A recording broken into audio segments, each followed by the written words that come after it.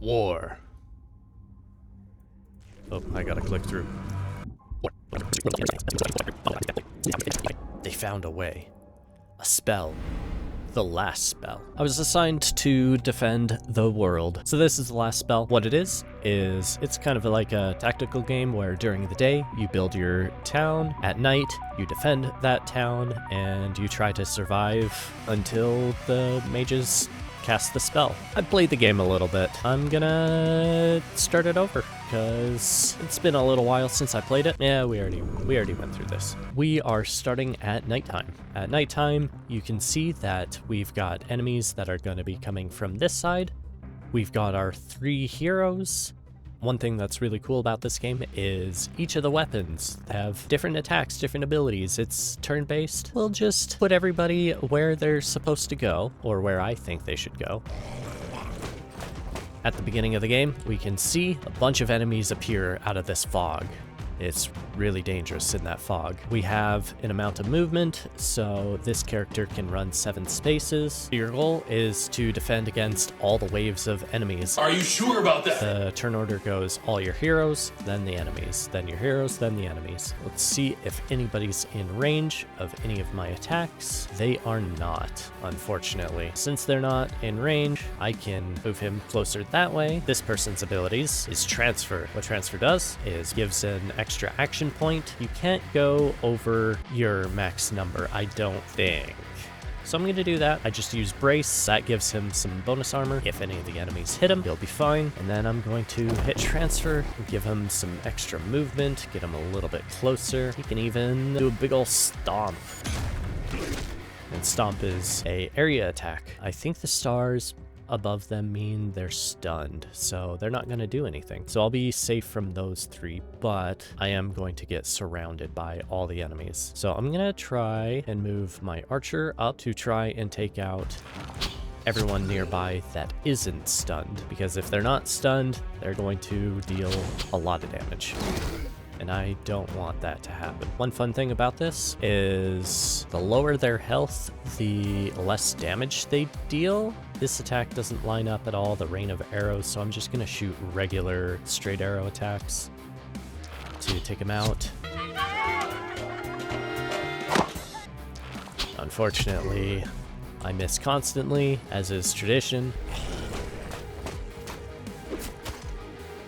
You can see he got hit, but it hit his armor, and after every turn, your armor resets back to full. If I didn't use Brace, he probably would have taken a bit of damage. Brace, brace! There are an awful lot of enemies, so I'm gonna try to do abilities that can hit as many people as possible. This one can hit, what was that, 6 people? 1, 2, 3, 4, 7 people. That's pretty good. This guy here, big ol' hits. So I don't want to use all of my mana. You can see in the bottom left, each character has their own mana pool, and some of their actions cost mana. So this action here that I did first turn took 2 action points and 4 mana, and I only gained +5 mana at the end of the night. I don't want to use all of it because I don't restore much, and I have to survive however many nights. I'm not going to attack with the mage yet because I think our hammer guy will deal more damage than the mage guy, especially against people with armor, because melee damage deals more damage against armor and block. Like, this attack is unblockable. It's good against those heavy guys. We're gonna go here and do this. So that should kill, well, both of them. Nice. Give him a bit of movement. It also increases his damage by a little bit, 10% per thing, so I think he'll deal 20% more damage right now. I'm gonna go right here, smash these 2. That's unfortunate that it missed the far guy. That's okay. Go right there. I still have 1 action point left, so I'm gonna give him armor because armor is important to have. Now this guy, I can move right here, and I can attack both of these people. Hopefully, kill them both. There we go. And now we will see all of these guys come forward. Enemies attack until this bar is full. So it starts here in the middle and it just fills up over time. Eventually you get an actual number. So now I have to take out 40 more guys and only 40 more will spawn until the night is over. And then we go into the daytime phase. And then, boop. And I gotta hit as many as I can. Gonna hit those two like that. Smack that guy. I should have hit him. I regret my actions. Actually, I want him to stay because I'm going to give this guy more actions and more movement. Each action only can be used a limited number of times, so I can't do the double hit again, unfortunately. I'm gonna hit this guy. I'm not gonna hit that guy. I'm gonna back up a bit because these guys are gonna walk forward at the end of their turn. Get the people that are closest to me. I really wish that guy died, but he didn't. He has -2 movement points and -50% total damage, so he deals a lot less damage now that he's basically dead. They're not in a good row for Rain of Arrows. I think I can get away with not doing the tight volley either, so I don't have to spend more mana. I'm just gonna do these bigger attacks and see if I can take them out. Once you do an attack, it's basically locking in your movement that you took. All these guys are quite injured. I'm not gonna worry about them much. I'm gonna go after another one further back. I wish the archer dealt just a little bit more damage. All right, end turn. Let's put this person here. 1, 2, 3, 4. That'll finish those 4 off. And now we're going to just start taking out enemies kind of along this path here. Boost your damage. I think it's the hammer guy's damage. But it wasn't. I would like to stand right here is what I would like to do. Ooh, actually, standing right there would be good. So let's take that guy out. And now we're going to do a big ol' hit, and that'll hit 1, 2, 3, 4, 5, 6 people. You did it! That's just the number I need. That stuns 3 of them. Gonna back up, bonk that guy in the noggin, and we're going to armor up. I don't like getting hurt.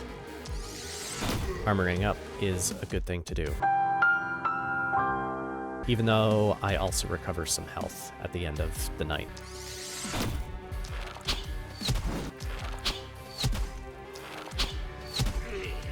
Ooh, there we go. That was a good hit. Back this guy up a little bit. Gonna keep this guy right here so he can't get surrounded. I think that's everything I can do. This is the rest. Oh, there's still one hiding in this ship smoke. Let's take out the rest of everybody. It is hammer time. Stop!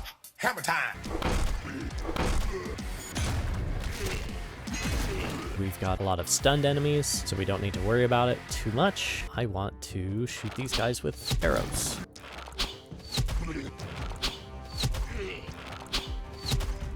Oh, that guy's still alive at 1 HP. That's frustrating. Oh well, that's alright. Those 3 are stunned, so it doesn't matter who I take out. I'll just kill one of them, and I can shoot the rest with my magic. And we've just got that one guy in the smoke left. And here he is. There we go. So that's the end of the night. It gives you some loot and experience based on what everybody did. So Pierre took out 11 enemies, Isaac took out 32, Edelin 22. We lost a little bit of health, but we'll recover most of it. We got an S ranking overall. The city was really safe. No enemies got near the city, so there was no panic. So we gained as much as we could. We see that we're being attacked from the other side now. Not only that, the fog got in a little bit closer, crept in just a little bit. So what we can do now with our money and our materials is we can build defenses for our town, our small town. We use money to build structures or buy some gear for our heroes, and then we use our materials to build defenses. We can level up our guys. Let's look at what Pierre can do. Pierre is our magic person currently. We can swap their weapons around, so if this person doesn't seem like they're great for magic, we might want to swap them around. I think the game typically makes them fairly decent, but we'll see. So we've got Hangman, that gives them more resistance. Resistance decreases incoming damage and gives more reliability, but at the cost of a movement point. So reliability makes it so the minimum damage that this character can deal when dealing damage is 20% higher. They also have Brute, so they deal increased physical damage, so I might want to give this guy the hammer instead of the wand because they have increased physical damage. We also have Short-Sighted, gives a -1 skill range, which once again, I think I might want to give this guy the hammer instead of the wand. Before we level him up, let's look at the other characters. We've got Edelyn, she's the archer right now. She has Tactician, which gives some opportunism. Isolation is killing enemies or attacking enemies that don't have any adjacent enemies beside them. Opportunism, I think that deals increased damage when they have debuffs on them at a -10% damage. So that's why she's dealing not quite enough damage to kill people. She's also strong, so she starts with 8 block, -1 trinket slot, which is kind of whatever. I almost never... Oh, wait, no, trinkets. These are items. The trinkets, so she can't wear, like, an amulet. Oh, well. What about Isaac? He has Shaman, which gives him increased poison damage and increased mana. No helmet, so he can't wear a helmet on his head. Increased mana because of that as well. And he gains extra experience because he's smart. With those in mind, I'm going to change Isaac to being the magic person and Pierre to being the melee person. When you level up, you can choose a primary attribute and then a secondary attribute. I'm re-rolling it to try to get some increased rarity, which I did. He's going to be a magic person, so I don't really need him to have armor. The other one is dodge, and I don't need that either, so armor because it's higher rarity. We've also got our secondary attribute, which is typically our damage. I'm just gonna give him increased magic damage because he's gonna be the magic user. Not only do our guys get increased attributes, they also get perks. I'm thinking steady aim just because I don't think I'll have him move much, and then he'll just have increased accuracy and skill range. Let's level everybody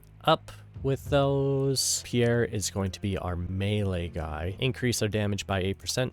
Sure, I'll take that. More mana regen, because even though melee users don't use too much mana, they still use some. So let's look into this left column, because this is all about kind of melee. Quick reload, so I can do the hammer bash more. Our archer, we want increased critical. I think always experience gain. If you see experience gain, go for it. We're going to hopefully pay attention to this third column because it's all about archery and skills and stuff. I think I'm gonna do harvester first, and then maybe I'll do that next turn. I'm not sure. Let's choose our reward for the night. The higher the rarity, the more of those perks on the weapons will exist. So I think we're just gonna get the helmet. Hopefully Pierre can wear a helmet. If not, what a waste. Pierre can wear the helmet, so Pierre now has the helmet. Put the wand there, and we're going to swap over to Isaac. Put the hammer there, and now we fight. Give him a big old bonk and a big old bonk.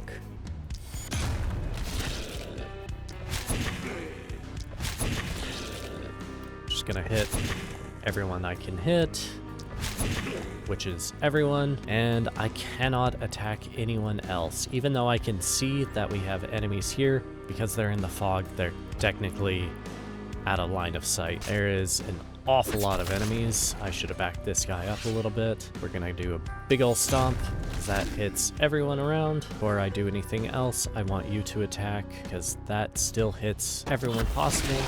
Focus on the stunned enemies last, because I don't really need to hit them, because they're not going to do any actions this turn. But if they're still in my way, or if I still have actions by the end of my turn, then I will still get them. Like right now, I might as well hit them.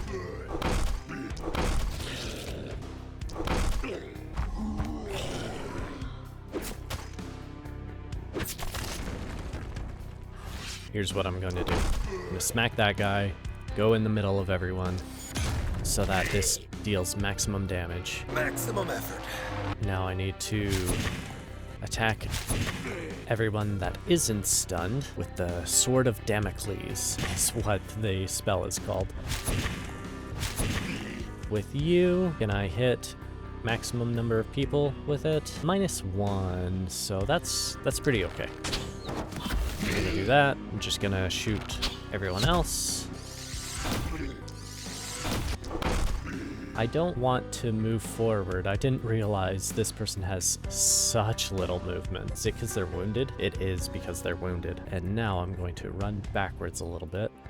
Good enough. This guy is having a rough go, the mage. There is still hope left. Surely the other havens will be able to break the seals. Oh, and there's the tutorial. Here's the map. So we've got Gildenberg. Runenberg is the dwarf DLC area. This is where we started, where we just lost. However, I think that's all we're gonna get today. We'll have to play it some more next time, if you want to see more anyway. Let me know in the comments and hit a like if you want to see more of this game. I absolutely love this game, so please hit like. Thanks for watching and good luck.